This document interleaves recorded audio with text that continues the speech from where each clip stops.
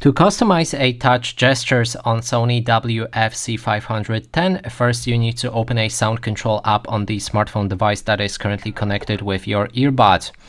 Then scroll down and look for device settings. Enter it and navigate to the system.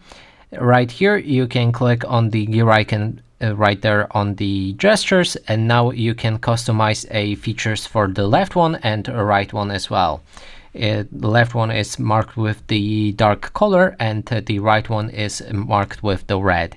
Now you can click on the function right here and change between different profiles like ambient sound control and quick access on the left one, or playback control or not assigned, which will remove most of the gestures.